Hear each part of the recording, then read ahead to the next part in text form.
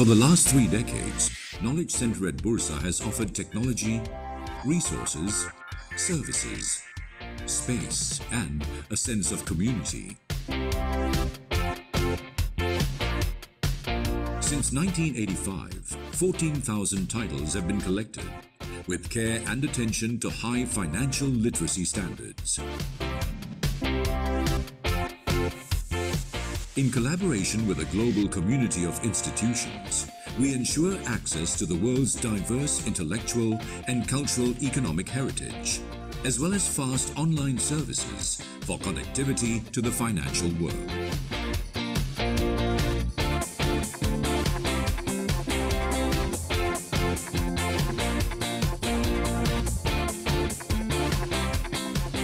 Serving the Bursa Malaysia community and beyond, Knowledge Center at Bursa empowers you in your trading and investment analysis research.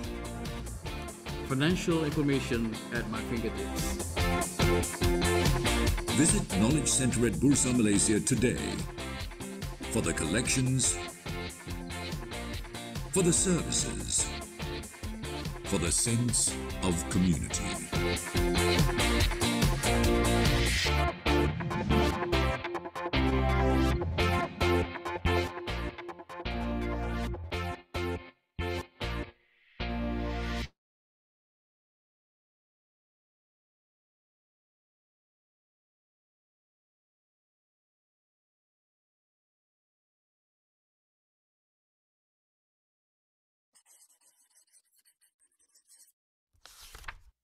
Anda telah mengalami kerugian dalam pelaburan anda. Anda berpendapat bahawa pihak yang bertanggungjawab adalah pihak bank, broker, syarikat pengurusan dana, syarikat pengurusan amanah saham, pembekal atau pengedar PRS, ataupun ejen atau wakil mereka.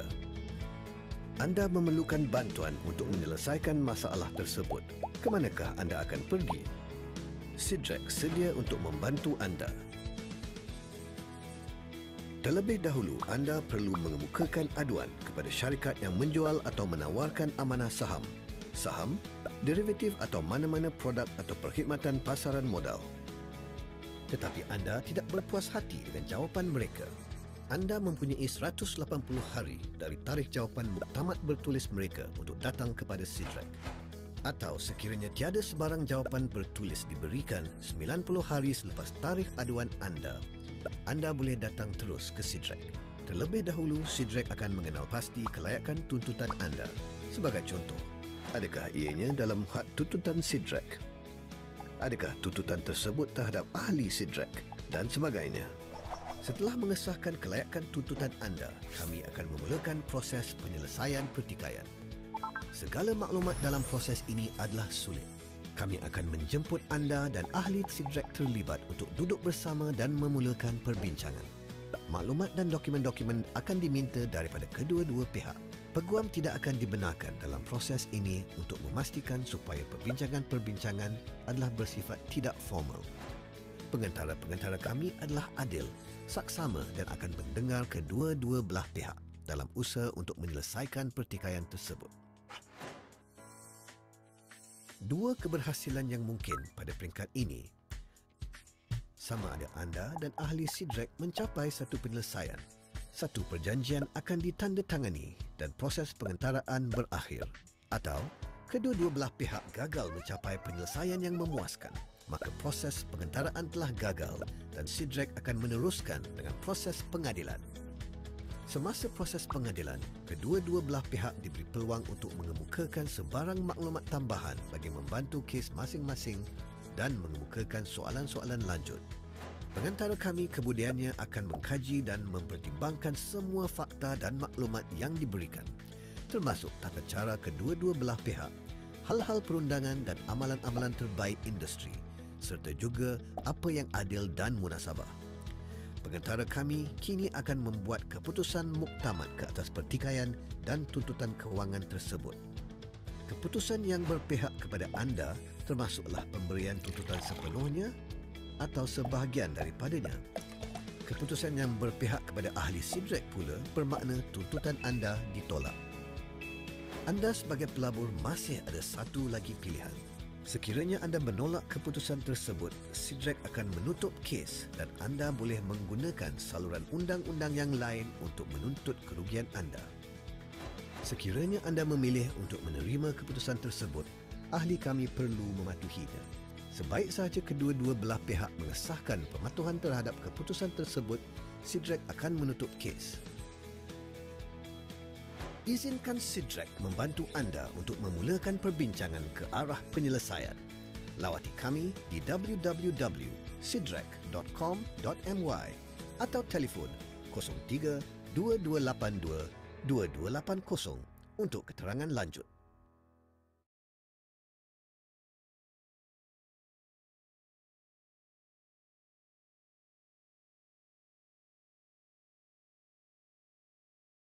Bursa Malaysia has been part of the Malaysian economic growth for over 4 decades.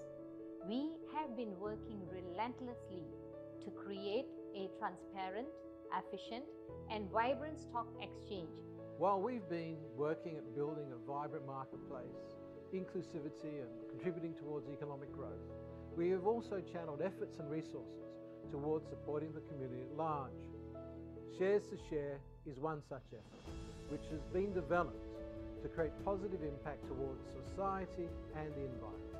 To put it simply, Shares to Share is a transparent and easily accessible facility that enables investors to donate their listed securities or proceeds from the sale of their listed securities towards charity through Yayasan Bursa Malaysia. You can donate odd lots or even board lots. The funds from the sale of these shares will be channeled to approved charitable organisations and their respective initiatives or projects.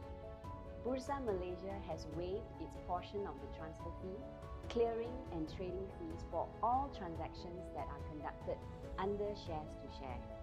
The participating brokers of Shares to Share have also agreed to waive their portion of the transfer fee and brokerage.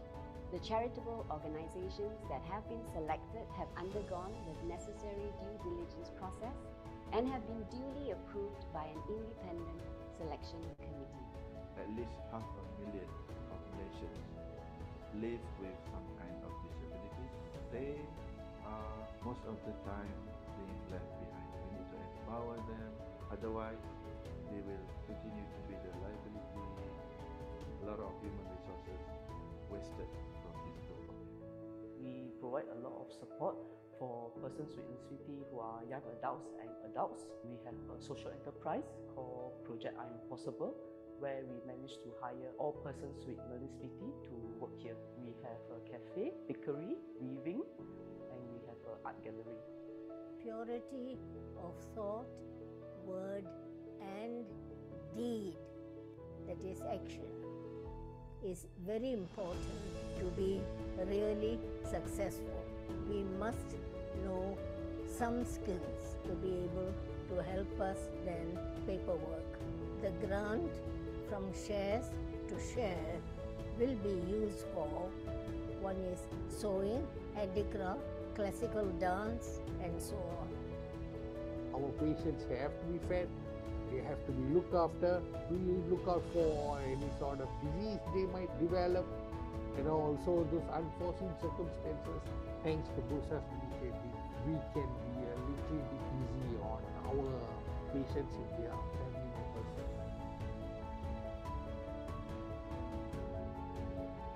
Donations will all be channeled to organizations that are involved in the sustainable development of Malaysia. The Shares to Share scheme offers you the chance to do so in a simple and effective way.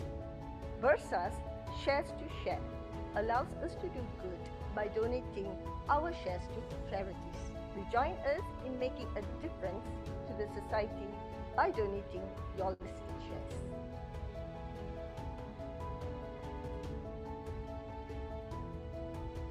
Shares to Share is open to all donors, individual as well as corporates or other types of entities. You can transfer your listed securities via Bursa Anywhere app at a click. For more information, please visit our Bursa Malaysia website.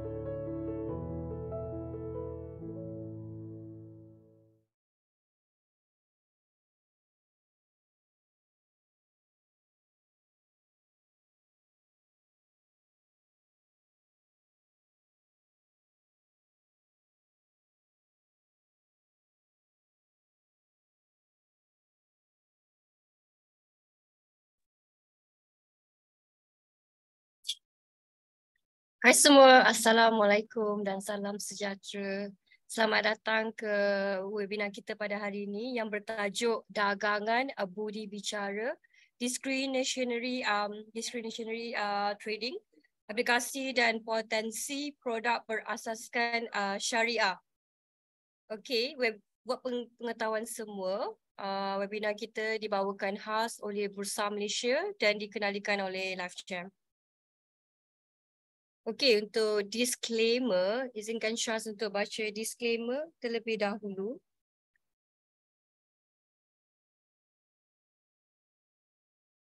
Webinar ini hanya untuk tujuan maklumat am sahaja dan ia tidak akan menyediakan sebarang nasihat undang-undang, kewangan, perdagangan ataupun pelaburan. So anda semua disarankan untuk mencari nasihat bebas dan merujuk undang-undang yang berkenaan sebelum mengambil apa-apa tindakan. Pandangan yang dinyatakan adalah milik speaker sahaja dan ketepatan maklumat tidak akan dijamin oleh Bursa Malaysia, Berhad dan juga speaker. Okey, mari kita kenali speaker kita pada hari ini iaitu Encik Muhammad Hazmi bin Abdul Rahim. So sebelum Syaz mulakan untuk perkenalkan kita punya speaker pada hari ini. Hai Encik Hazmi. Hai Syaz. Lama tak berjumpa. Yelah. Okey, Syaz akan baca profil Encik Azmi dulu ya. Boleh. Encik Azmi Rahim ni merupakan wakil pemasaran bagi CGS CIMB dan memegang jawatan pengurusan atasan dalam sebuah SME di Kajang, Selangor. So dengan pengalaman selama 10 tahun dalam pasaran kewangan dan pelaburan, Encik Hazmi adalah pakar dalam pemahaman asas pasaran kewangan dengan pengalaman menjadi pengurusan atasan sebuah syarikat SME. Beliau telah dilatih dengan pengalaman yang luas dalam komunikasi pemasaran, hubungan awam dan pengurusan korporat yang boleh dimanfaatkan dalam pelaburan aset equity. So Encik Hazmi ni sering mengadakan kelas pelaburan dalam analisis asas untuk pelabur yang buncit. So beliau juga telah menerbitkan beberapa penerbitan ekonomi dalam pencetakan, tempatan dan penerbitan Bank Dunia. So Encik Hazmi juga ini telah tamat dengan ijazah Sarjana Muda Sains dengan pengkhususan dalam sains makanan dan ijazah Sarjana Muda Pentadbiran Perniagaan dari UKM iaitu Universiti Kebangsaan Malaysia. Beliau juga memegang ijazah sarjana dalam ekonomi dengan pengkhususan dalam perdagangan antarabangsa dan perniagaan dari UKM. So sorry ya, hari ni gigi saya kurang sihat sikit. So saat ini Hazmi sedang mengejar ijazah PhD dalam ekonomi di UKM. So Encik Hazmi kita ni merupakan bakal doktor very soon. InsyaAllah. Okay, Cik Azmi, Syaz akan paskan webinar ni kepada Cik Azmi. So kita jumpa balik di Q&A ya. Okay, boleh. Alright, all the best. Terima kasih. Baik, Assalamualaikum dan selamat malam. Saya ucapkan kepada peserta-peserta pada malam ini. Baik, saya akan share screen. Okay.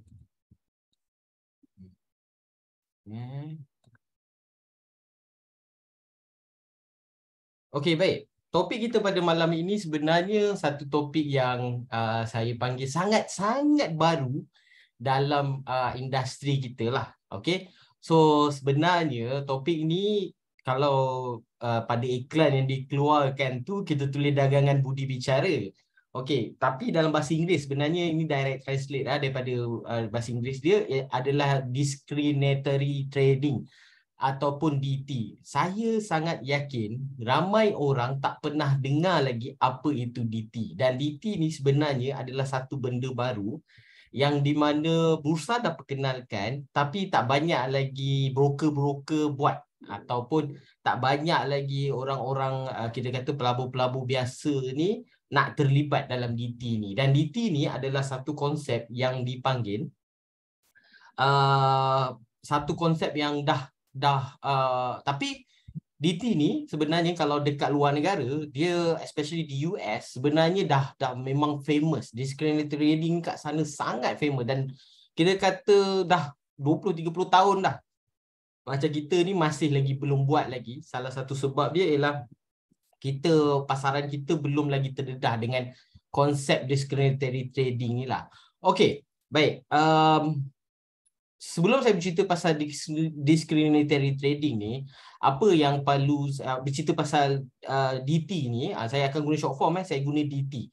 Okey, discriminatory trading. Okey, sebelum saya bercerita pasal DT tu spesifiknya, saya ingin juga highlightkan kepada tuan-tuan dan puan-puan, hari ini saya akan bercerita pasal DT yang berasaskan syariah. So DT itu sendiri sebenarnya baru. Dan di Malaysia sekarang ni kita nak promote DT berasaskan syariah. Ini satu benda yang unik. Sebab apa? Kalau DT di luar negara, apa problem yang selalu people encounter lah, kita berdepan, ialah DT ni, discriminatory trading ni, kadang-kadang DT yang dilakukan tu tidak bersifat syariah. Dan di Malaysia sekarang ni kita menggunakan aplikasi syariah dalam DT itu sendiri. So konsep dia sebenarnya agak menarik dan berbeza dengan pelaburan-pelaburan yang lain. Tapi kita akan kupas lah. Kita akan try kupas dan kita akan fahamkan kepada tuan-tuan dan puan-puan untuk tengok ni pada malam ini. Baik, sebelum saya cerita pasal DT, saya cerita dulu pasal syariah, basic syariah. Okey, baik. Bila kita bercerita pasal pelaburan saham, tuan-tuan dan puan-puan kena faham kenapa pelaburan saham ini berlaku. Okey, pertama ni wujud keperluan pembiayaan. Okey, wujud keperluan pembiayaan ni kepada siapa? Kepada syarikat itu sendiri. Di mana syarikat mencari pembiayaan ataupun modal yang lebih untuk perniagaan mereka. So modal boleh datang dalam dua bentuk. Pertamanya modal syarikat itu sendiri dan modal orang lain. Maksudnya dalam bentuk pinjaman ataupun dalam bentuk pelaburan. Pinjaman dan pelaburan ialah dua benda yang berbeza tau. Pinjaman bersifat hutang. Maksudnya dia perlu pinjam dan bayar. Tetapi pembiayaan ataupun pelaburan dia bersifat equity, pemilikan equity dalam syarikat. Okey, faham tak? Kalau tak faham nanti boleh tanya balik. Maksudnya sekarang ni, sesebuah syarikat dia ada dua pilihan untuk membiayai syarikat tersebut. Sama ada melalui hutang ataupun melalui pembiayaan equity. Okey, jelas benda ni. Bagi syarikat-syarikat yang berminat nak dapatkan pembiayaan secara hutang, diorang boleh pergi direct dengan bank dan diorang boleh minta pembiayaan tu pada bank. Namun, ada beberapa syarikat di dalam Malaysia ni, sekarang dalam bursa kita ada 1,000 lebih syarikat yang berminat, yang berminat untuk membuat pelaburan yang berminat nak mendapatkan pelaburan dalam syarikat mereka dalam bentuk equity. Di mana syarikat tu akan memberikan pemilikan. Dia akan beri pemilikan dalam syarikat tu dalam bentuk saham tu, equity itu sendiri. So jadi, sekarang ni kita jelas, terdapat dua bentuk pelaburan dalam sesebuah syarikat. Bentuk pembiayaan dalam sesebuah syarikat iaitu pembiayaan hutang dan pembiayaan equity. Kenapa saya bercerita pasal ni? Sebab apa? Sebab nanti kita akan pergi, saya akan conclude balik dekat belakang ni sebab nanti kat ujung tu penting. Sebab apa? Dalam Islam, kontrak ataupun apa yang kita panggil konsep muamalat. Konsep muamalat ni asas di kontrak. Kontrak itu sendiri untuk pembiayaan equity ataupun saham ni dia berbeza. Berbeza dengan kita pembiayaan hutang tu sendiri. So kita kena faham benda ni. Baik. So secara asasnya sistem kewangan di Malaysia ni ada dua. Okey. Pertama pihak bank. Yang kedua pasaran modal. Itu yang tadi syarikat ni ada dua pilihan. Dia boleh pergi kepada bank, dia boleh pergi kepada pasaran modal untuk mendapatkan modal untuk modal syarikat tersebutlah. Okey. Bila dia pergi kat bank, dia ada dua option. Dia boleh dapatkan khidmat perbankan, dia boleh dapatkan khidmat insurans. Perbankan ni sifat dia lebih kepada simpanan ataupun pembiayaan. Maksudnya dia bagi duit lah. Kita bagi pinjaman ataupun simpanan. So itu sifat bank. Kemudian bank juga provide insurans. Insurans ni perlindungan. So itu sifat dia tu kat situ, perlindungan. Bagi pasaran modal pula, sekarang ni kita ada 3 jenis. 3 jenis sifat. Okey, pertama Pasaran modal ada equity, pasaran modal ada bond, dan yang ketiga ada derivatif. Bagi syarikat-syarikat, dia boleh buat 3 pilihan ni. Sama ada dia nak bagi dalam bentuk equity. Equity ni maksudnya setiap pelabur-pelabur akan mendapat pegangan dalam syarikat tersebut. So ini benda yang kita kena faham. Saya ulang balik. Kalau kita kata equity, setiap pelabur akan mendapat pegangan dalam syarikat tersebut. Tak kiralah kecil atau besar nilai pelaburan, dia akan mendapat sebahagian daripada syarikat tersebut. So dia entitled mendapat hak-hak tertentu dalam syarikat tersebut. Okey, ni ingat equity. Bond pula, bond ni sifat dia adalah di mana dia ada kita panggil kupon. Dia lebih kepada sistem kupon lah. Sistem kupon di mana kalau di Malaysia untuk pasaran syariah, bond yang bersifat di syariah adalah kita panggil sukuk. Saya cerita pasal sukuk. Sukuk itu, saya cerita pasal bond itu sendiri. Bond ni sifat dia lebih konservatif di mana dia ada satu jaminan. Okey, saya jamin saya akan bayar pada sekian-sekian masa, sekian-sekian masa, dan habis je kupon tu tadi, expired je kupon, kita perlu membayar nilai, syarikat perlu membayar semula nilai yang dia dah pinjam tadi. Dan yang terakhir adalah derivatif. Derivatif ni adalah satu bentuk kita panggil ciptaan lah. Dia orang akan create satu. Jadi ciptaan satu bentuk pembiayaan yang spesifik untuk perniagaan tersebut. Okey, baik. Sekarang kita kena faham pasaran modal ni ada 3. Equity, bond dan derivatif. Saya takkan bercerita pasal bond dan derivatif, saya akan fokus kepada equity. Dan equity ni adalah saham. Saham itu adalah equity. Pemilikan saham dalam sebuah syarikat tu adalah kita panggil pemilikan equity. Baik. Bila kita bercerita pasal syariah itu sendiri, kewangan syariah itu sendiri, ataupun dalam bahasa yang lebih besar, lebih luas, muamalat itu sendiri, perbankan Islam, pasaran modal dan takaful ni, sebenarnya dia berinteract sesama mereka.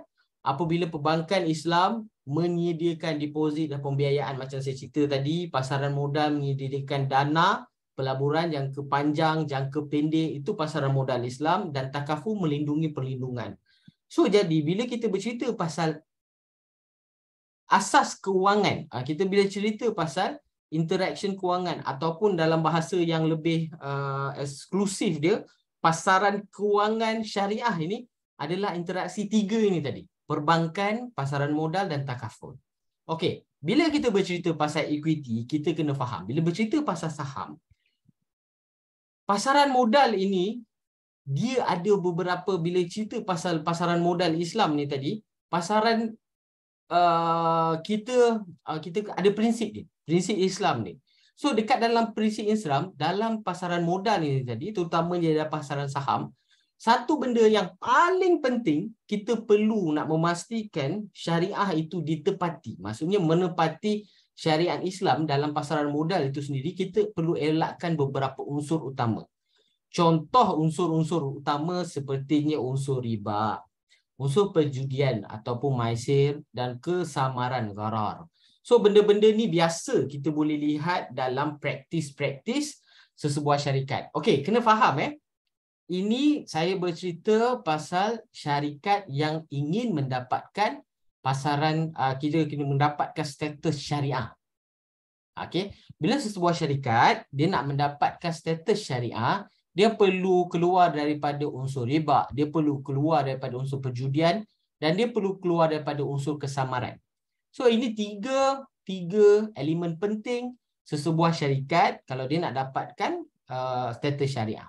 Akan tetapi dalam bursa itu sendiri ada syarikat-syarikat lain yang kira kata tidak fokus untuk mendapatkan syariah. Kita ambil contoh seperti beberapa syarikat yang menjual minuman yang tidak menepati syariah, contohnya minuman bir, ataupun yang menjual kira kata menjual rokok. So benda-benda ni daripada Islamnya, daripada kita kata konsep Islam itu sendiri ataupun pandangan Islam, akidah Islam itu sendiri, benda-benda ini tidak dibenarkan. It's not permissible. Okey, jadi syarikat-syarikat ni tidak mendapatkan status syariah. So kita kena faham, wujudnya syarikat yang ada status syariah dan wujudnya syarikat yang tidak status syariah. Kenapa ini penting? Nanti saya di hujung tu tadi saya akan conclude semua. Jadi tuan-tuan dan puan kena jelas pada bahagian ni. Baik. Bila saya bercerita pasal industri ni, tuan-tuan dan puan kita kena tahu siapa yang kawal selia penasihat syariah ni sendiri. Okey, baik. Di dalam pasaran, kita kata tadi kita dah tengok tadi ada bank, lagi satu kita pasaran modal. Dan di pasaran modal pula, pasaran modal untuk status syariah dia dikawal, penyelia dia, pengawal selia dikawal oleh Majlis Penasihat Syariah SC tu sendiri. So jadi saya tak adalah nak cerita sejarah SC, tapi kita kena faham. Terdapat dua orang yang mengawal, pengawal selia dia Majlis Penasihat Syariah dan industri pula. Industri ini wujudnya Jawatan Kuasa Syariah dan Penasihat Syariah Industri. Okey, kenapa ini penting? Sebab apa? Sebab apa? Sesebuah status saham, status syariah sesebuah saham tu akan direview dalam masa beberapa bulan setiap tahun. 6 bulan sekali dia orang akan review balik. So siapa yang review? Yang review ni adalah Majlis Penasihat Syariah. Okey, Majlis Penasihat Syariah akan review benda ni dan tengok adakah status syarikat tersebut masih mematuhi syariah dan apa dokumen-dokumen penting yang ada. So siapa yang mengeluarkan kita kata jaminan syarikat tersebut syarikat syariah? Biasanya industri. Industri yang akan keluarkan. Industri yang akan tengok Jawatan Kuasa Syariah ataupun Penasihat Syariah Industri ni, dia akan melihat syarikat ni mematuhi syariah ke tak, dia akan kaji. Dan setiap beberapa bulan dia akan keluarkan jaminan bahawa syarikat ni masih lagi mematuhi syariah. Sebab tu tuan-tuan dan puan-puan, perasan atau tidak, ada syarikat masa IPO tak syariah. Tapi lepas beberapa bulan, dia mendapatkan syariah. Bukan sebab initially dia orang tak syariah. Okay? Sebab mungkin Jawatan Kuasa Syariah pada ketika itu melihat syarikat ni masih belum mampu mematuhi kriteria syariah. Itu sebab pertama. Sebab yang kedua, boleh jadi juga ketika IPO, syarikat ini tidak melihat kepentingan mendapatkan status syariah. So benda ni ada banyak beberapa faktor yang mempengaruhi kita kata minat syarikat untuk mendapatkan syariah ini. Dan syariah ini bukan wajib dia tak wajib bagi setiap syarikat. Ada syarikat yang memang kata walaupun dia buat construction, tapi kalau dia tak berminat nak dapatkan syariah, dia tak pergi for syariah. Dan nak mendapatkan syariah ni bukan satu keperluan wajib bagi sesebuah syarikat. Ini saya highlight lagi semula. Baik. Dan yang paling penting sekali. Okey. Tidak semua, bila kita bercerita pasal syariah, tidak semua syarikat adalah syarikat yang patuh syariah, yang tersenarai di bursa. Sebab apa? Ada yang menjalankan perbankan konvensional, judi dan minuman keras. Okey. Untuk perbankan, satu sahaja saham yang mematuhi syariah iaitu Bank Islam. Selain daripada itu, saham-saham syarikat tidak ada status syariah. Bukan tidak mematuhi syariah. Mungkin term tu kita kena perbetulkan semula. Kita kena gunakan ayat sebuah syarikat tidak mendapatkan status syariah. Kalau kata konvensional lah. Sebab apa? Mereka ada pilihan. Untuk banking ni dia ada pilihan. Kalau dia nak go for syariah, dia ada pilihan. Sebab apa? Ada bank syariah. Okey? Yang kedua, syarikat-syarikat yang menjalankan aktiviti bercampur, selaras dan tidak selaras dengan syariah. So ini ada banyak syarikat yang kadang-kadang dia buat, ambil contohlah, dia perladangan. Walaupun dia buat ladang ayam, tapi dalam masa sama juga mereka menjual binatang-binatang seperti khinzir. So sebenarnya tak ada halangan. Sebuah syarikat yang menjual aktiviti macam ni boleh tersenarai di bursa, tetapi untuk mendapatkan satu syariah tu mereka tidak layak. Okey. Dan yang terakhir, yang ketiga, syarikat yang mendapatkan pendapatan melalui faedah. Okey, dan kita perasan sekarang ini ada beberapa syarikat yang contoh menjalankan perniagaan yang memberi hutang. Okey, memberi hutang, memberi pembiayaan. So syarikat-syarikat ni juga asas dia pendapatan faedah memang itu dalam konsep riba dan dia tidak layak untuk mendapat konsep syariah ni lah. Okey, mempunyai imej yang tidak baik. Baik, untuk mempunyai imej yang tidak baik ini buat masa sekarang kita kena faham definisi ini biasanya akan ditentukan oleh majlis majlis syariah lah. Dia akan tentukan apa maksud imej tidak baik, imej baik ni apa semua. So semua bergantung kepada apa implikasi syariah, status syariah syarikat tersebut kepada masyarakat. Okey. Baik. So sekarang ni kita akan cerita pasal DT. Baik, kita dah faham tentang syariah tadi. Saya harap tuan-tuan dan puan jelas tentang syariah tadi. Baik, sekarang kita nak cerita pasal DT. Apa itu DT? Okey, baik.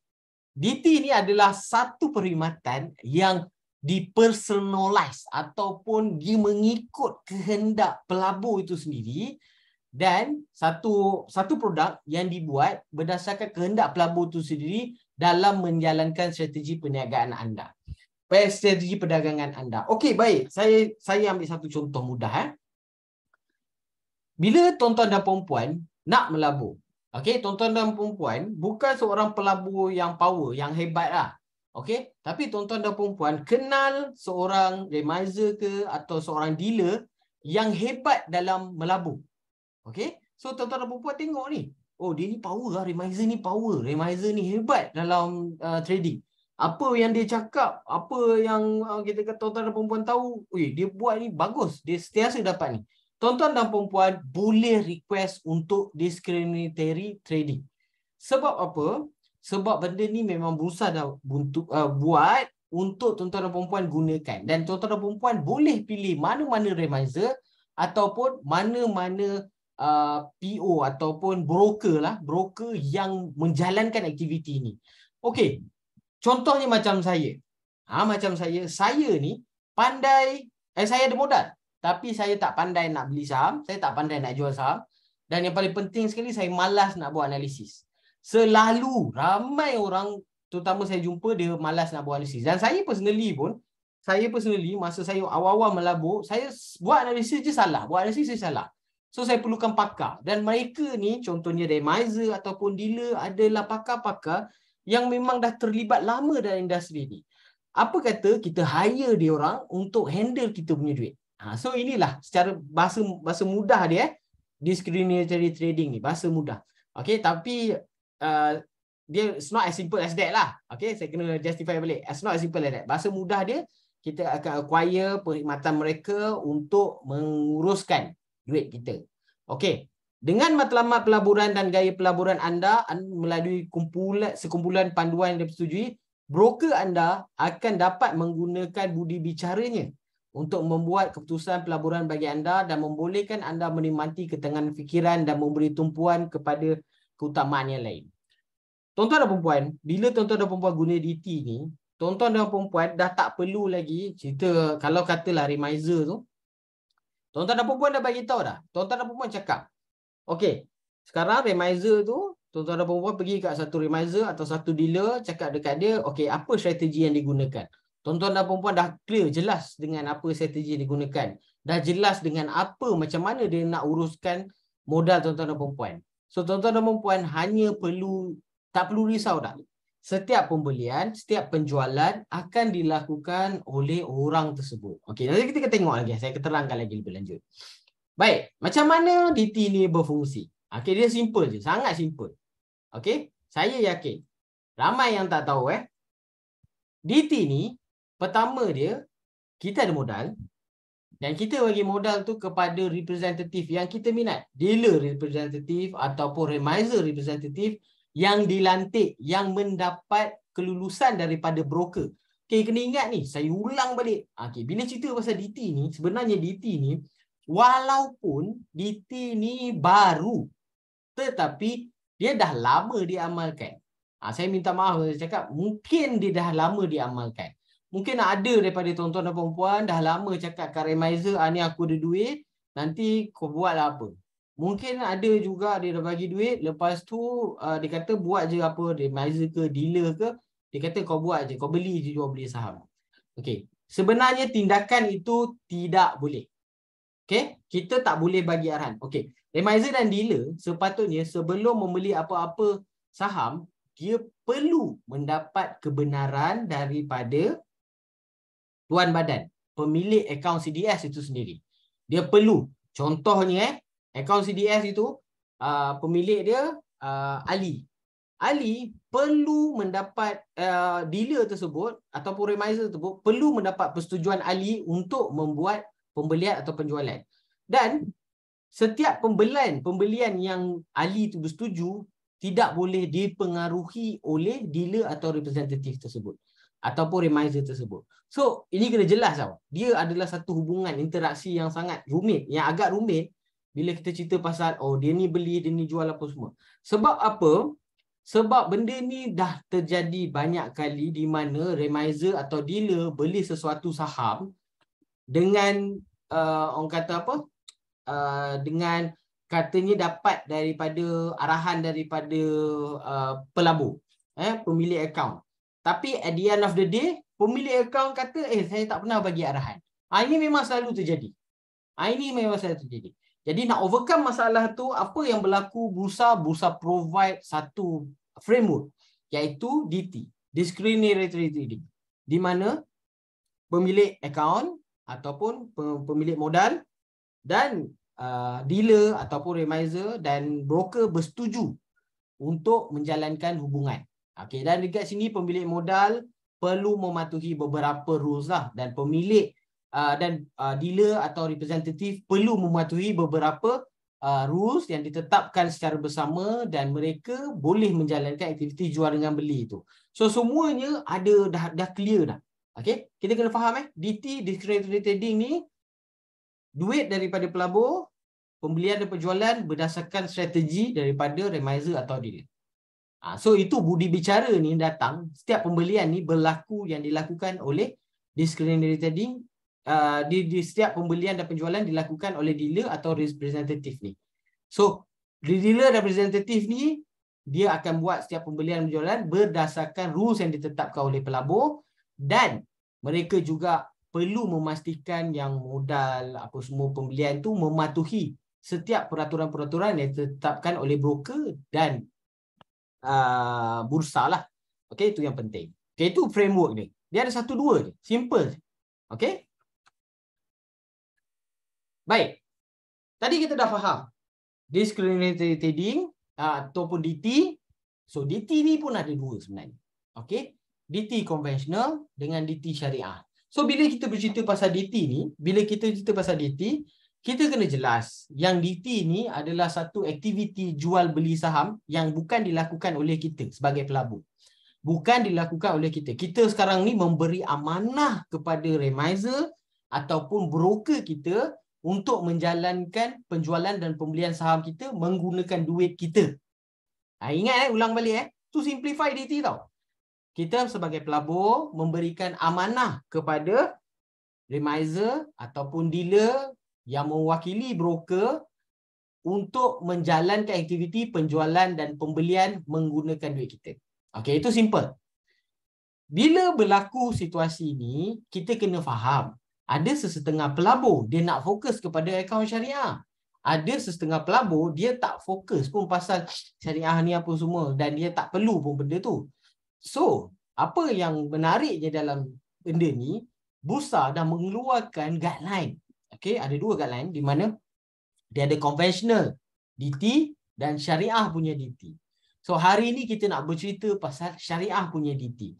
Dan ini ada satu benda yang sangat menarik bagi saya lah. Sebab apa? Syariah punya DT ni sebenarnya dia adalah satu konsep DT yang dah lama sepatutnya ada. Dan ini pendapat saya personally Sebab apa? Pelabur di luar sana kita tengok banyak pelabur kerugian bukan sebab mereka tidak duit mencukupi. Bukan sebab tak ada duit yang mencukupi. Tak. Mereka rugi sebabkan knowledge tu masih tidak mencukupi. Ataupun mereka tak mempunyai masa. DT inilah solution untuk mereka. Kadang-kadang saya ada banyak klien saya jujur cakap atau ada banyak klien saya tak beli saham ataupun terlepas peluang saham bukan sebab mereka tak ada duit. Dalam akaun ada 20,000, 30,000, ada 700,000, ada juta pun ada kat dalam tu. Tapi mereka tak beli bukan sebab mereka tak ada duit. Apa yang terjadi ialah mereka tak ada masa. Sebab apa? Kalau kita nak beli sesuatu saham, kita tak boleh nak beli sesuka hati. Maksudnya tengok nampak naik macam kita nak tengok chart pun kadang tak sempat. So benda ni kita tak boleh tekan-tekan je. Kita kena ada sikit analisis, kena tengok. So kita amanahkan kita punya remiser, kita amanahkan kita punya broker ataupun kita representative untuk menjalankan aktiviti jual dan beli. Sebab kita yakin dengan strategi yang mereka dah ada. Saya bagi tahu tuan-tuan dan puan, ada sesetengah broker ni ataupun remiser ataupun dealer ni, strategi mereka sangat bagus. Dengan pengalaman dah 15 tahun, 20 tahun dalam industri. Kadang-kadang mereka kira macam mana dah tengok chart pun dah tahu okey ni boleh naik, ni boleh turun. Dan kadang-kadang takkanlah dia orang semua, dan dia orang sebenarnya tak boleh cerita kat luar. Kita tak melainkan kita sebagai analis, kita barulah boleh cakap naik turun kat mana apa semua ni lah. Tetapi kalau kita nak mendapatkan hikmat mereka, cakap saya memang nak tuan yang handle saya punya fund, DT lah jawapan dia. Okay, jelas benda tu. Dan bagi mereka yang fokus kepada syariah, syariah DT ni pun ada. Okay, dia pun dikondukti berdasarkan, syariah DT ni dia berdasarkan syariah apa maksud syariah DT ni adalah DT, proses DT yang dijalankan berdasarkan unsur-unsur syariah. Maksudnya semua dipatuhi syariah. Okey, bila kita cerita pasal DT, tuan-tuan dan puan kena faham sekarang ni ada 3 partis yang terlibat. Okey? 3 partis yang terlibat. Okey, kejap lagi kita akan pergilah, kita tengok Okey? So, bila kita bercerita pasal saham syariah ataupun DT syariah ni, dia perlu mematuhi piawaian syariah yang ada dalam ditetapkan oleh Bursa dan Majlis Fatwa Syariah. Okey, majlis syariah tadilah. So DT segala tindakan ni. So benda-benda ni kita perlu jelas. Okey. So dalam syariah ni dia perlu mematuhi inilah produk-produk yang DT syariah boleh beli. Saham, DS, structure warrant dan ETF.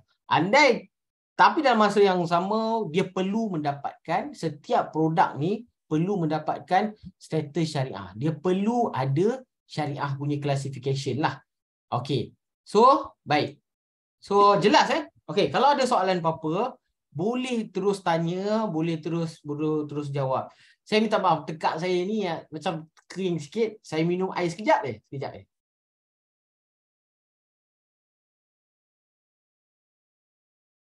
Baik tuan-tuan. So, kalau ada apa-apa soalan, boleh terus tanya. Sebab takut nanti terlambat. Sebab DT ni benda baru lagi. Dia sangat baru. Dan saya jamin dan ramai akan tertanya-tanya juga, DT ni boleh buat ke tidak? So, sebenarnya DT ni garis panduan dia dikeluarkan oleh Bursa. Memang ada, boleh buat.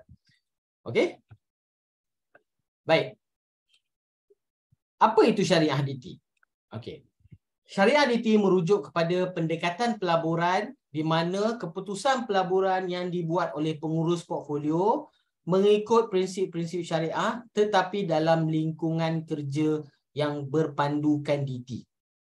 Okey. So, biasanya prinsip-prinsip syariah ni, prinsip syariah tak datang dalam bentuk pembelian saham syarikat yang syariah saja, tidak. Dia ada kontrak. Nanti kita akan tengok apa maksud kontrak yang mematuhi syariah dan dekat mana pembelian, aktiviti pembelian berdasarkan syariah. Aktiviti pembelian syarat-syarat yang syariah ni lebih detail sikit. Dia perlu detail sikit. Dia melibatkan pengurusan aktif portfolio, security, patuh syariah berdasarkan kepakaran dan budi bicara pengurus portfolio. Okey, biasanya pengurus DT ataupun pengurus portfolio, remiser atau dealer yang menguruskan DT ni, yang berpatuhkan syariah ni, diorang biasanya perlu memahami konsep syariah tu lebih. Sebab apa? Bila berdeal dengan pasaran saham ni, macam saya tengok produk tadi bila kita tengok produk yang ada, sekarang kita bukan cerita pasal saham je tau. Kita akan bercerita pasal structure warrant. Kita akan bercerita pasal REITs. Kita akan bercerita pasal ETF. So semua benda ni semua perlukan kepakaran remiser atau dealer tentang konsep syariah tu sendiri. Jadi kita kena pastikan DT ni tadi, kalau diorang nak mematuhi syariah, diorang perlu ada kepakaran tersebut. Dan dia perlu mendapatkan kelulusan daripada broker itu sendiri ataupun daripada SC untuk mengatakan bahawa diorang boleh handle DT punya account. Okay. So, objektif DT dan DT lah. Macam saya cakap tadi lah, DT ni bertujuan kita nak perluaskan portfolio pelaburan dan kekayaan pelabur. Okay. Sebab apa? Kita tengok, macam saya cakap tadi, tak ramai orang ada masa. Kadang-kadang ada duit je. Kadang setahun pun duit tu melekat je kat situ, tak gerak apa-apa. So, benda ni sayang. So, DT syariah, kita nak melihat pelabur-pelabur interact dengan pasaran-pasaran syariah. Banyak modal-modal syarikat-syarikat yang patuh syariah yang memerlukan modal-modal ni, suntikan modal ni. Tuan-tuan dan puan, saya ulang balik semula, kita awal tadi kita dah bincang sebuah syarikat dia nak mendapatkan modal, dia perlu ada dua. Sama ada kalau sebuah syarikat nak mendapatkan modal, dia boleh datang dalam dua bentuk. Dia boleh buat pinjaman daripada bank ataupun dia boleh go for pasaran modal. Dan di sinilah, kalaulah kita kata banyak syarikat-syarikat yang mematuhi syariah ni tadi, mematuhi syariah, dia mematuhi peraturan syariah dan dia sebuah syarikat yang mematuhi semua syariah punya qualification, diorang ni sebenarnya memang inginkan pelabur untuk masuk ke dalam syarikat dia. Jadi kita sebagai pelabur ni perlu faham, bila beli saham, kita bukan hanya beli saham untuk pelaburan yang kita panggil, saya nak untung saya. Pelabur, tidak. Sebenarnya kita nak membantu syarikat tersebut untuk kembangkan bisnes mereka yang berdasarkan syariah tersebut. So, jadi, inilah konsep, pentingnya konsep DT ni. So, ini salah satu kelebihan DT. Inilah tadi. Baik. Apakah syarat-syarat untuk DT ataupun syariah DT? Okey. Syarat-syarat ni sangat penting. Sebab apa? Saya yakin dalam ni semua mungkin orang baru, mungkin tak pernah tahu lagi pasal DT. Benda yang pertama setiap orang perlu tahu tentang DT ni tadi adalah mereka perlu ada specific account. Account discriminatory, maksudnya AD. Okay, berasingan daripada perdagangan CDS yang normal lah. Okay, dia ada account spesifik. Dan bagi account DT syariah, para pelabur perlu mendapatkan AD syariah yang berasingan. Okay. Dan para pelabur juga, kalau dalam syariah, dia perlu membuat pemindahan tunai. Maksudnya, dia tak boleh ada, kalau dalam konsep syariah, okay, untuk syariah saja, syariah ni untuk DT, dia perlu dalam bentuk tunai. Dia tak boleh dalam bentuk collateral. Okay, sebab apa? Sebab kita tahu, ada account trading yang menggunakan, dia dapat trading limit dia berdasarkan collateral yang dibawa. Contohnya dia ada pegangan saham kat tempat lain ke, ataupun dia ada collateral lah yang boleh digunakan dalam account CDS. Tetapi untuk syariah DT, hanyalah tunai sahaja. Maksudnya perlu ada duit dalam tu untuk memastikan bahawa account DT syariah ni wajib. Okey, ini peraturan daripada bursa. Okey, ini sebab apa? Nanti saya akan tunjukkan sebab apa kita benda ni lah. Sebab apa? Okey. Baik. Sebab yang menjadikan penggunaan tunai ni, okey, sebab dalam syariah punya DT ni ada beberapa kontrak. Okey, kita kena faham dalam pelaburan muamalat, bila kita cerita pasal muamalat, kita akan bercerita berkenaan dengan perniagaan. Maksudnya kita bercerita tentang apa ni nama dia? Transfer of rights, maksudnya perpindahan hak berlaku. Okey, bila kita bercerita pasal perpindahan hak, kita kena faham yang bila kita bercerita pasal syariah, ada hadis Rasulullah SAW yang cukup jelas menyatakan bahawa ada emas perlu ditukarkan dengan emas dan ada beberapa barangan-barangan ribawi lain yang tidak boleh digunakan untuk, kita kata, emas perlu ditukar emas, bahan ribawi. So apa yang kita nak elakkan daripada syariah punya DT ni, kerana kita nak guna tunai tadi, kenapa kita guna tunai? Kita nak elakkan barangan-barangan ribawi ni. So jadi terbentuklah kontrak-kontrak dalam pelaburan syariah DT. Okey. Dalam syariah punya DT, saya sekarang ni saya tak ada cerita pasal konvensional, saya akan cerita pasal syariah DT sahaja. Okay, syariah DT ni dia lain daripada konvensional. Okey, sebab apa? Konvensional kita boleh ada collateral apa semua ni. Untuk syariah punya DT hanya tunai. Ni jelas. Okey. Tetapi dia ada beberapa kontrak. Okey, apa maksud kontrak? Okey, dalam muamalat, sesuatu benda yang paling penting, asas untuk sesuatu perniagaan, pertama dia akad. Akad ni dalam bahasa yang lainnya adalah kontrak, di mana perjanjian perniagaan itu sendiri perlu berada dalam kata status yang memuaskan hati semua pihak.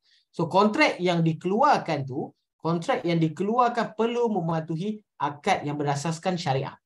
Okey? So dalam DT ni, garis panduan bursa ada 4 lagi, tapi 3 yang utama yang saya akan terangkan, sebab kalau saya cerita yang lain dia mungkin tak sempat.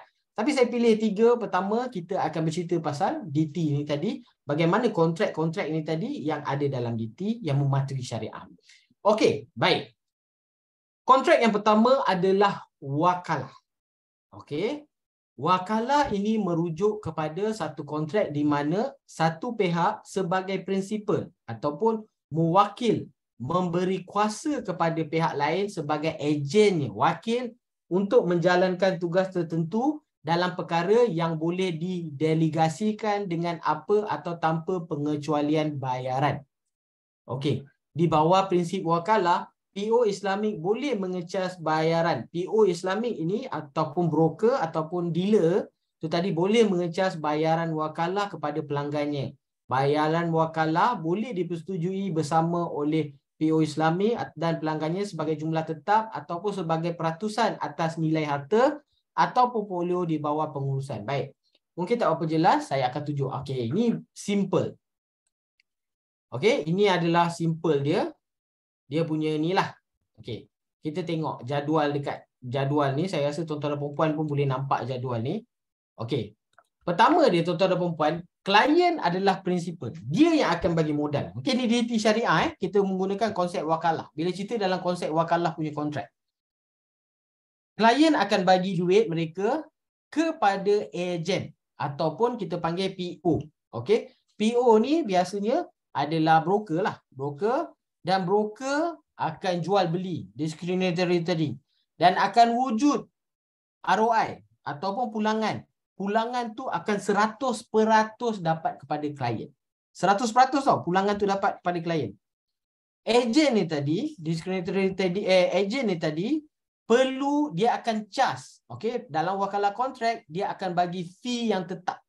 Maksudnya dia perlu charge kepada klien bayaran, kita kata bayaran yang fix.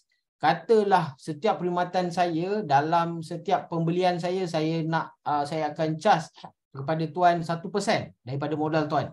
So konsep ni dalam ni konsep ni biasanya dia akan dibuat oleh PO. Biasanya agreement dia akan dikeluarkan oleh PO berdasarkan apa yang kita nak. Biasa klien yang akan decide. Dia nak konsep wakalah ke macam mana? So yang ini sekarang ni ROI, sebarang ROI, untung dan rugi ditanggung oleh klien itu sendiri. Sebab apa? PO hanyalah mengenakan cas dan dia tidak bertanggungjawab ke atas keuntungan ataupun kerugian dekat sini. Dia bertanggungjawab, dia bertindak sebagai ejen yang menguruskan investment tu, discriminatory trading tu. Dan dia hanya cas, kita kata kepada fee ataupun kita panggil biasanya lah management fee. Ini term dia, management fee. Dia akan kenakan management fee kepada klien. So klien kalau nak maintain dengan saya, contohlah tuan-tuan dan perempuan nak suruh saya trade. So saya bekerja dengan sebuah broker dan saya adalah remiser untuk sebuah broker. Saya ada mendapat kebenaran untuk buat syariah punya DT. Saya gunakan konsep wakalah. Okey, setiap tahun kalau kita nak maintain account saya, nak maintain account bawah saya charge trading fee. Saya charge management fee. Setiap tahun kena bayar RM1,000. So benda ni, inilah masuk untuk kontrak wakalah. Untung rugi semua digantung oleh klien. Biarlah kalau saya tak akan ambil satu piece keuntungan pun saya tak akan ambil. So itu konsep wakalah. Ini konsep yang pertama ataupun kontrak yang pertama yang wujud dalam syariah DT. Okey. Kontrak yang kedua yang wujud dalam syariah DT adalah mudarabah. Okey, mudarabah ni apa pula? Di bawah prinsip mudarabah, PO Islamik boleh mempunyai perjanjian dengan pelanggan untuk menerima sebahagian dalam keuntungan dari akaun DT syariah pelanggan. Keuntungan tersebut tidak boleh ditetapkan dalam bentuk peratusan tertentu daripada modal. Okey, baik.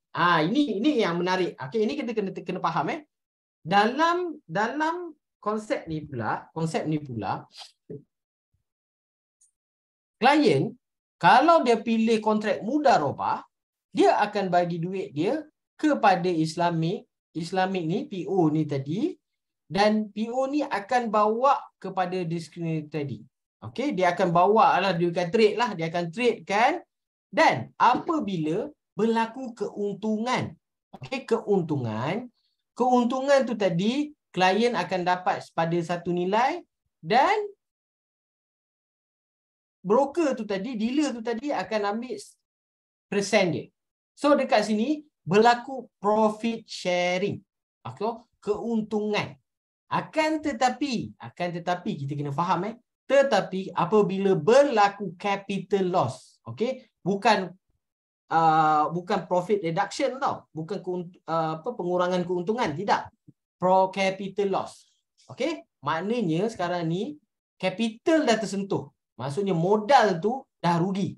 Ini kerugian. Apabila berlaku kerugian, di mana di situ hanya ditanggung oleh klien saja. Okey, tetapi dekat sini tak ada kita panggil management fee.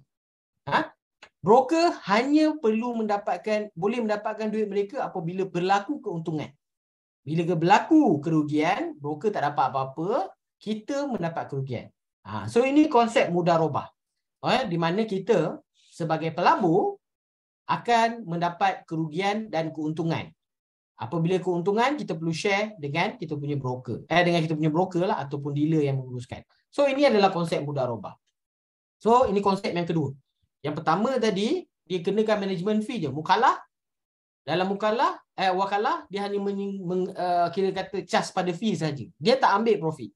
Tapi dalam mudharabah pula, dia bila profit berlaku, dia akan buat profit sharing. Okey, berapa percentage tu lah, apa semua kena bincang. Tapi bila berlaku kerugian, mereka hanya akan kira kata hanya klien saja akan menanggung kerugian. So ini konsep yang kedua. Okey, konsep yang ketiga adalah musyarakah. Okey, musyarakah ni dalam perkataan dia tu pun sekarang kita dah nampak, musyarakah ni adalah perjanjian di mana PO dan pelanggan dikehendaki memasuki perjanjian perkongsian kontrak syirkah al-ad, di mana kedua-dua pihak dikehendaki melabur sejumlah wang sebagai modal berkongsi keuntungan mengikut perjanjian. Pihak-pihak dalam kontrak musyarakah boleh bersetuju untuk melantik hanya satu pihak akan bertindak sebagai pihak pengurus, yang dalam kes ini maknanya PO Islamik. Pihak yang mengurus akan mendapat pampasan dipersetujui daripada bahagian keuntungan daripada pihak dalam kontrak musyarakah. Nisbah perkongsian keuntungan antara pihak dan kontrak musyarakah boleh dipersetujui bersesuaian dengan sumbangan modal setiap pihak ataupun seperti yang dipersetujui secara bersama permulaannya. Okey, yang ini menarik sikit. Yang ini lain.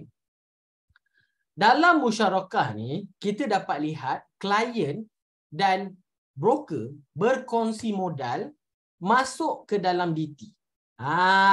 Dan dekat sini apabila mereka berlaku perkongsian, dan perkongsian ni tadi klien tanggung untung, klien dapat untung, broker pun dapat untung. So dia punya positif, bila positif ROI berlaku, dua-dua dapat untung.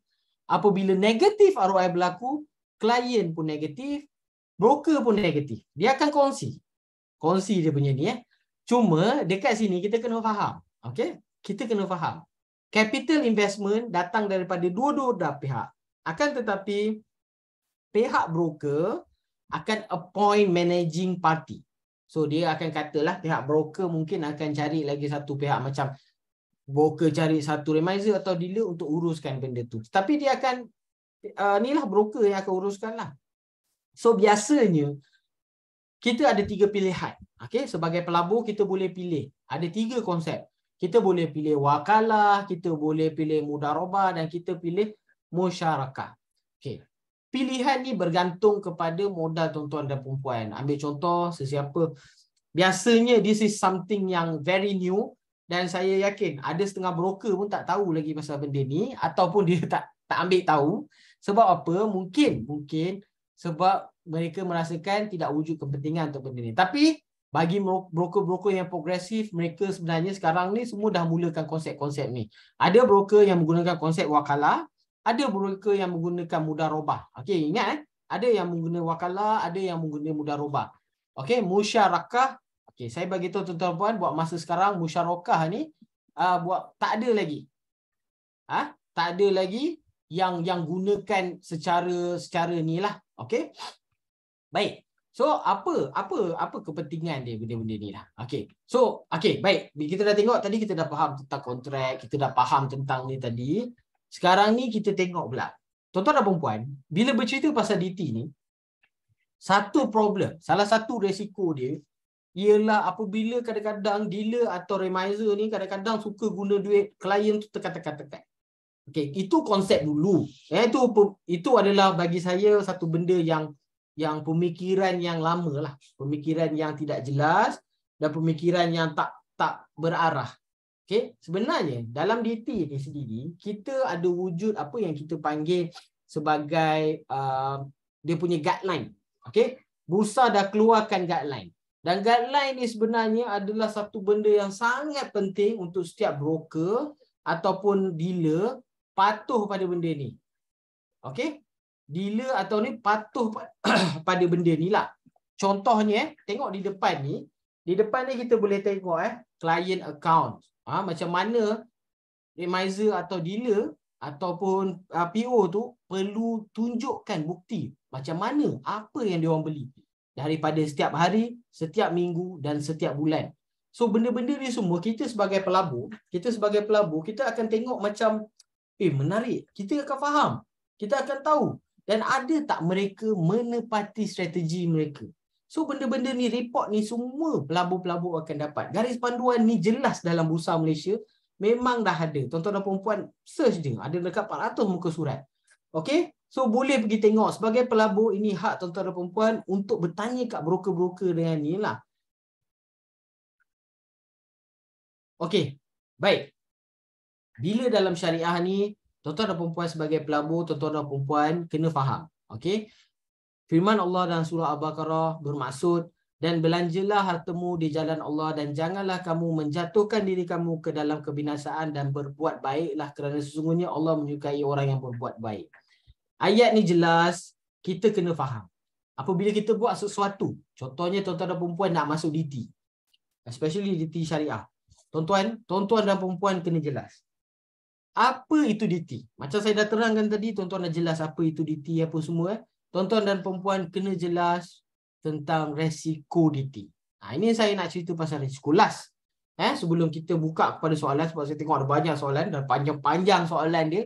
Takut ni tak cukup malam ni nak jawab. Sebelum kita pergi ni, saya nak cerita dulu pasal resiko. Tuan-tuan dan puan-puan, walaupun tuan-tuan dan puan-puan sekarang bagi duit tuan-tuan dan puan-puan kepada broker atau kepada remiser, saya bagi tahu tuan-tuan dan puan-puan atau kepada broker tu sendiri untuk handlekan, untuk uruskan, kita amanahkan, tidak bermakna kita tak boleh fikir pasal resiko. Kita kena fikir pasal resiko.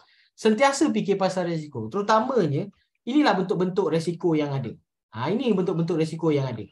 Pertama dia, kita kena sentiasa periksa laporan dan modal kita. Kita kena sentiasa periksa. Terutama laporan yang macam saya tunjuk tadi. Laporan tu, tuan-tuan dan puan-puan kena sentiasa cek apa status modal tuan-tuan dan puan-puan, bagaimana modal tuan-tuan digunakan. Tak kira lah pelaburan syariah, DT ke ataupun konvensional DT, pemeriksaan laporan ni perlu dibuat. Sentiasa perlu dibuat. Yang kedua, pemeriksaan praktis yang mematuhi kontrak Islam. Setiap kali tuan-tuan dan puan-puan bekerjasama dengan mana-mana parti, especially melibatkan duit, pastikan kontrak-kontrak yang dikeluarkan oleh broker ataupun remiser yang layak untuk membuat DT ni mematuhi kontrak Islam.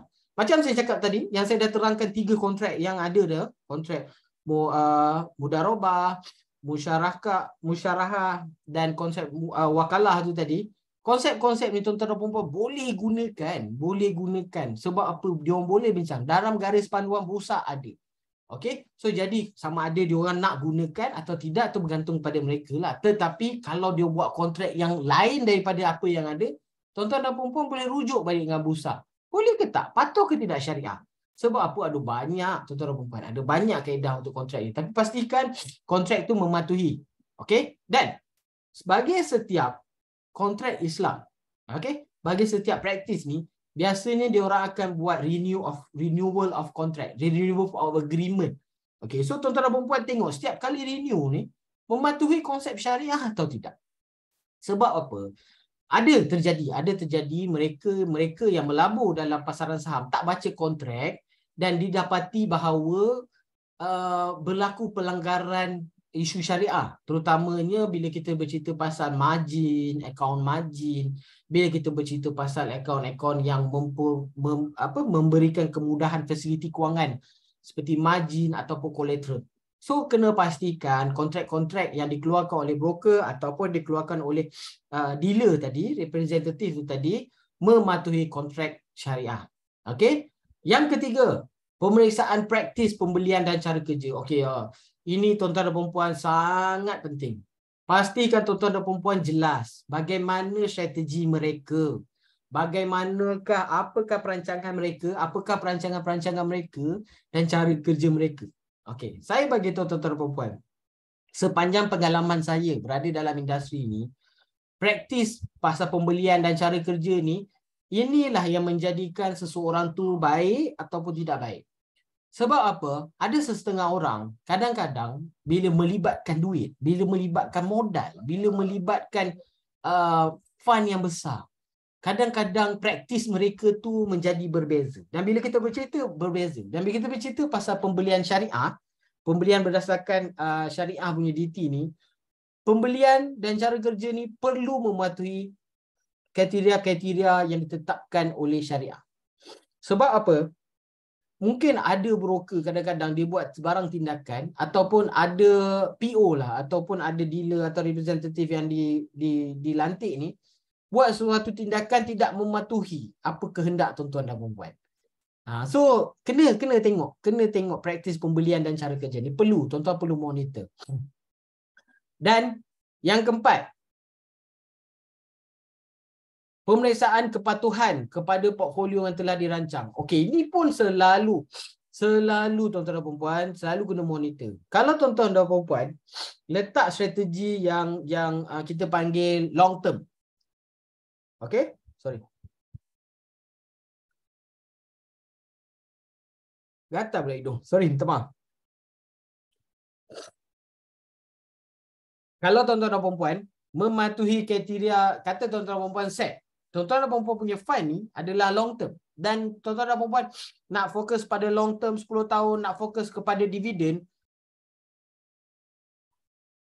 tuan-tuan dan puan-puan perlu pastikan tuan-tuan agent, dealer, representatif ataupun broker mematuhi portfolio yang tuan-tuan dan puan-puan dah set.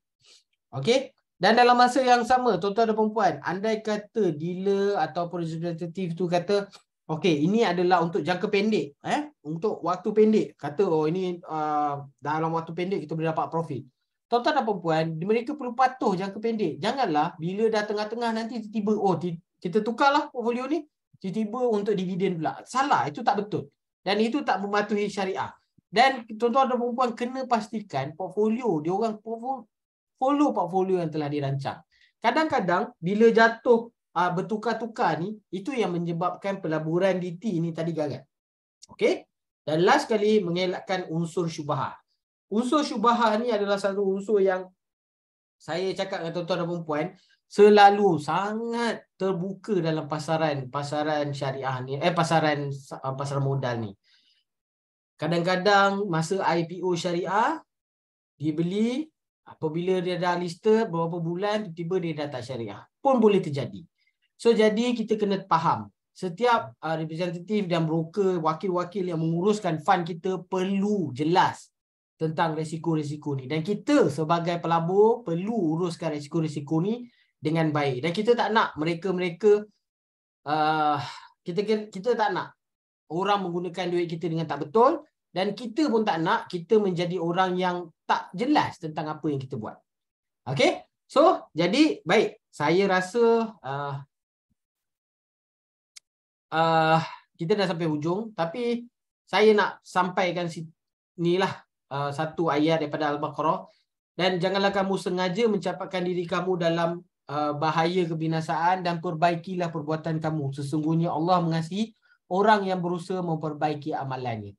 So jadi pengawalan risiko tu adalah yang dituntut dalam Islam. Kita dalam Islam pun penting pengawalan risiko ni. Kita sebagai orang Islam, kita kena pastikan apa yang kita buat tu jelas dan tak ada unsur gharar, tak ada unsur riba dan tak ada unsur perjudian. Okay? So kita dah masuk kepada Q&A.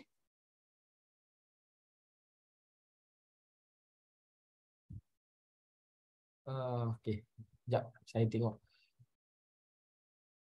Syaz. Hi Encik Azmi. Okay. So kita dah boleh masuk Q&A. Alright. Okay, kepada sesiapa yang mempunyai soalan, anda boleh type soalan anda di Q&A box. Okay, kita ada soalan daripada Encik Fazli Muhammad. Assalamualaikum, adakah perkhidmatan DT ini terdapat di semua bank dan juga remiser? Baik, okey, perkhidmatan DT ni buat masa sekarang ni tak semua broker ada. Okey, dia sangat limited lah. Ada broker yang memang dah provide DT, perkhidmatan DT ni. Cuma saya tak boleh cakap lah broker-broker mana, tuan-tuan dan perempuan boleh buat research sendiri, cari, tanya remiser-remiser yang ada, dealer-dealer yang ada di luar sana, mereka provide ke tak DT ni.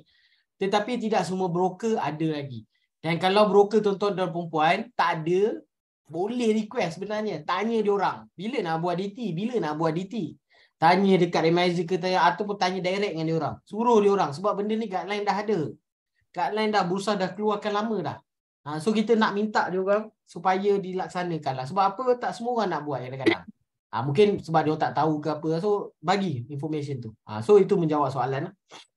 Okey, terima kasih Cik Azmi. Okey, soalan kedua Cik Azmi daripada tuan yang sama, Cik Fazli Muhammad. Okey. Bagaimanakah jika remiser saya bukan seorang agama Islam dan adakah DT ini perlu lesen khas yang perlu diambil oleh remiser? Okey, baik. So untuk DT ni sebenarnya dia memang perlukan kelulusan khas daripada bursa, perlu persetujuan khas daripada bursa dan persetujuan khas daripada broker itu sendiri untuk lantikan kepada satu dealer tersebut. Dalam garis panduan bursa, dia tak meletakkan seseorang dealer tu perlu beragama Islam. Dia tak letakkan.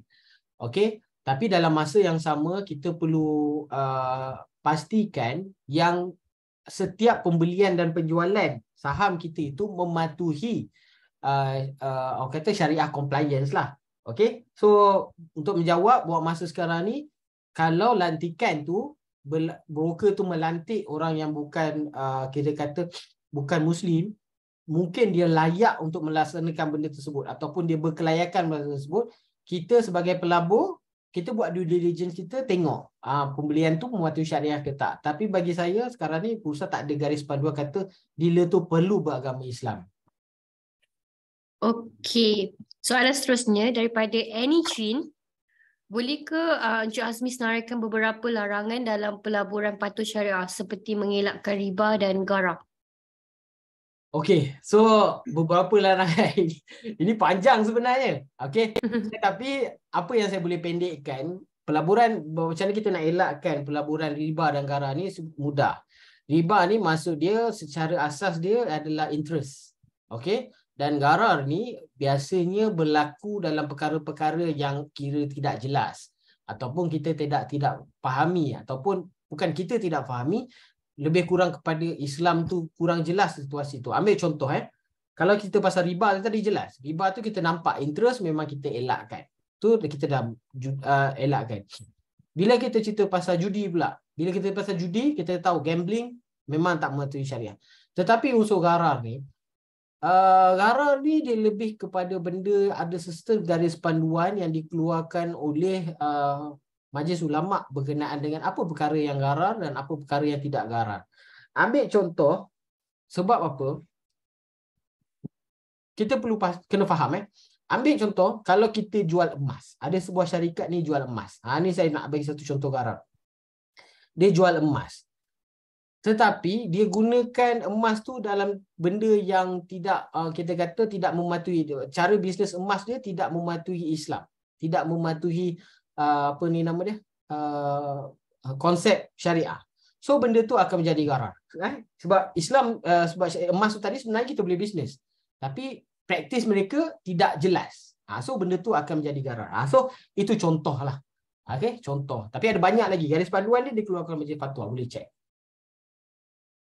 Okey, soalan seterusnya. Mengapakah penting bagi pelabur Muslim untuk mengelakkan unsur-unsur seperti riba dan juga garar dalam pelaburan mereka? Okey. Mengapakah penting? Baik.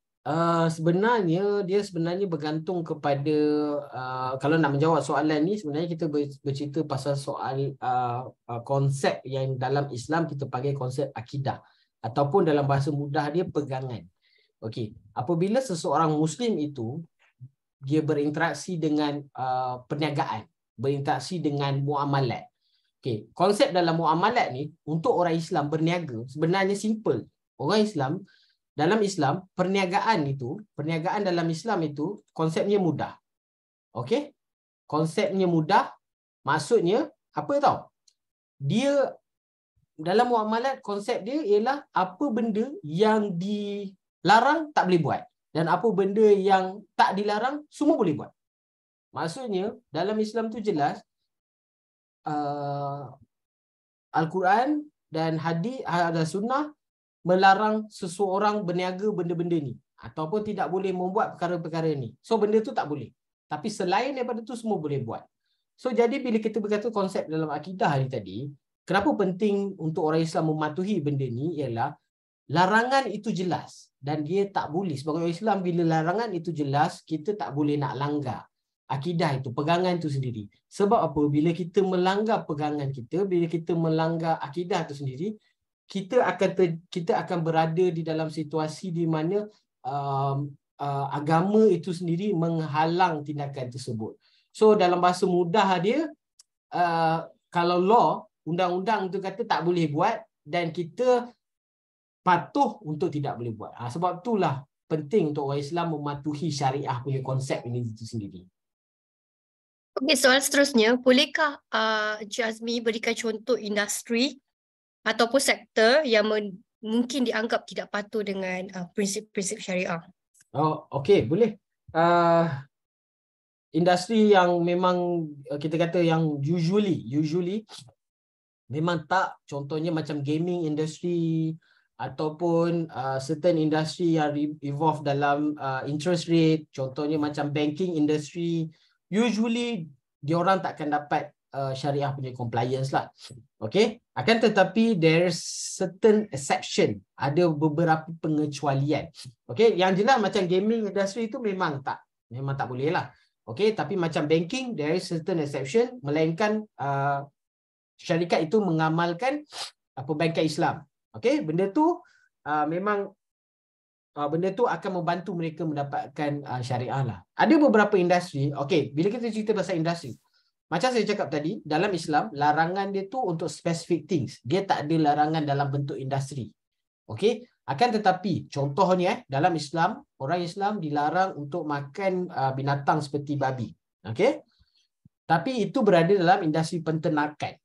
Okey. Spesifik pada industri penternakan khinzir ni tadi, sebenarnya tidak dibenarkan dalam konsep syariah. So, jadi kalau kata industri penternakan itu sendiri, sebenarnya syariah boleh, tapi bila kita industri subset dia adalah industri penternakan khinzir, benda tu tidak dibenarkan. So macam tu. Dia dalam Islam ni mungkin industri tu boleh, tapi mungkin praktis dia tu akan berbeza. Okey. So itulah.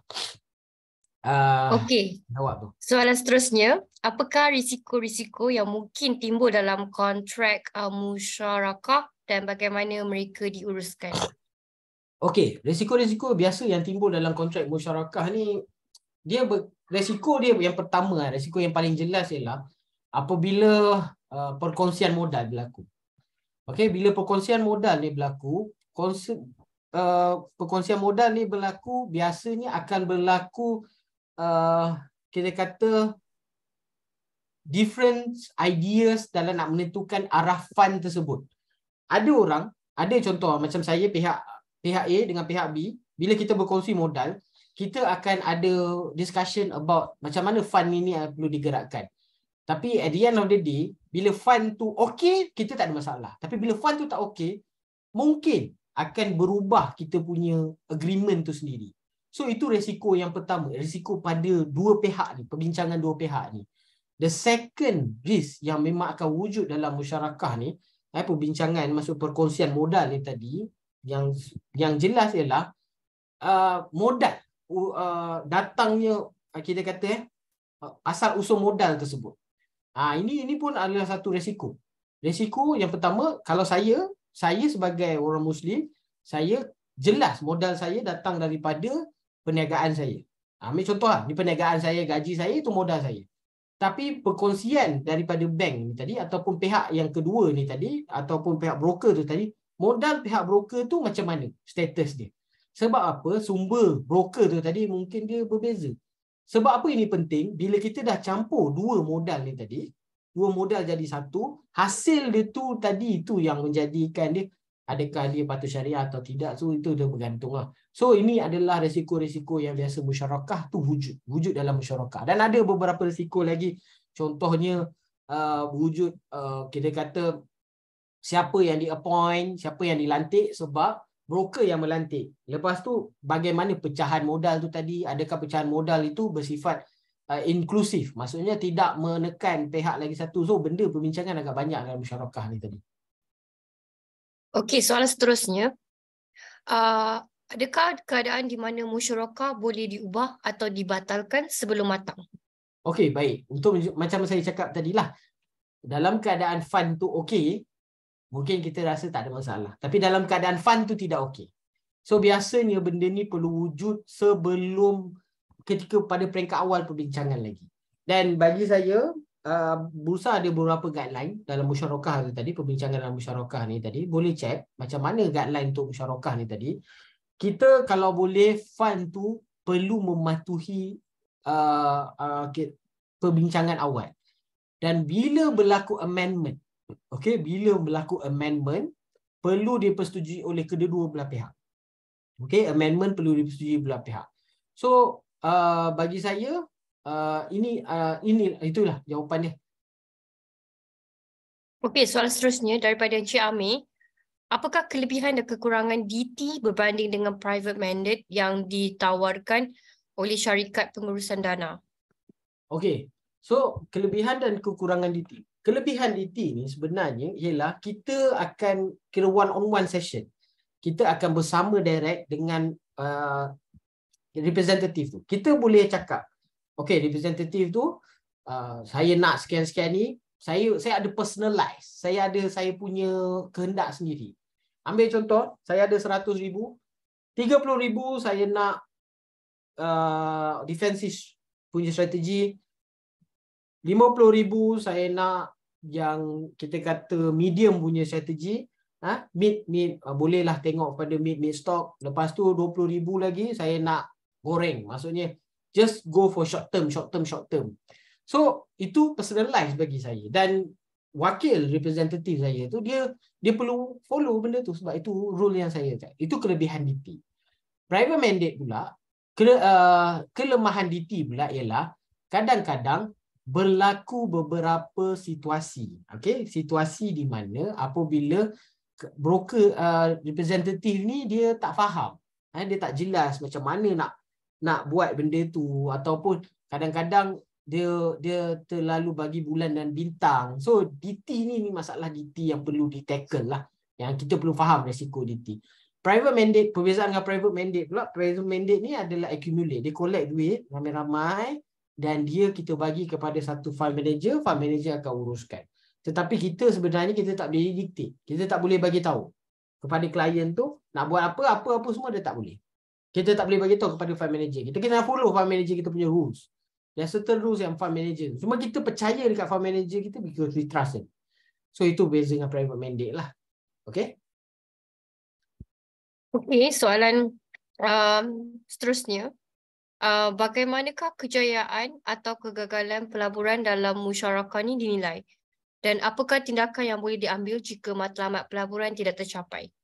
Okey, baik. sebenarnya nak menjawab spesifik ni dia bergantung kepada broker tu sendiri. Macam mana PO tu sendirilah. Okay. PO tu, broker tu dia decide kontrak ni nak berlaku. Okay. Dan dia melibatkan dua pihak. Okay. Dalam Islam dia kata musyarakah ni perlu wujud dalam apa nama dia?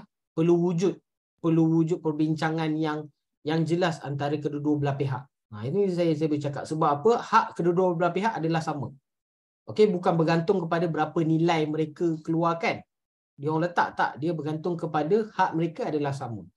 So kejayaan atau kegagalan ni bergantung kepada perbincangan awal. Contohnya dia orang dah set milestone. Okey, the first 3 month kita nak tengok fund ni capai certain milestone. Tapi fund tu tak capai. Bila tak capai, automatically kedua-dua pihak perlu discuss mula how dia orang boleh navigate this fund. Perlu ke this fund kita kata apa ni nama dia?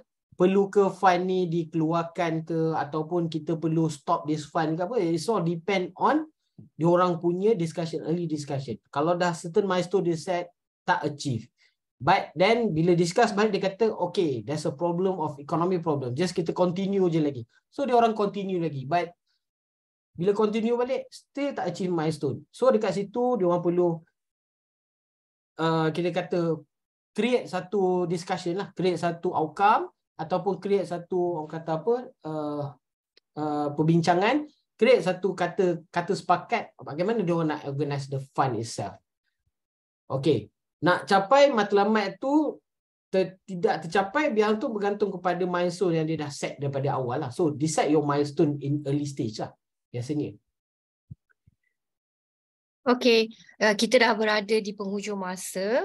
Okay, boleh. So kepada siapa yang kita tak dapat jawab soalannya, anda boleh contact kita punya speaker untuk soalan yang ingin ditanyakan. So just share screen dulu ya. Okay, boleh. Sekejap ya.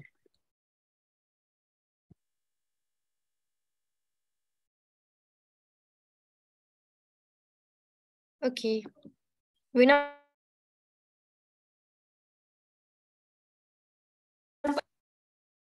nampak screenshot tak? Boleh. Sekejap, dia macam loading pula tiba.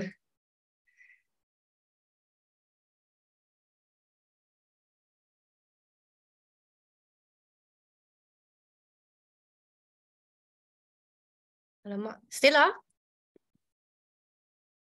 Yes. Can you help me to share the last part? Okay. Alright, thank you.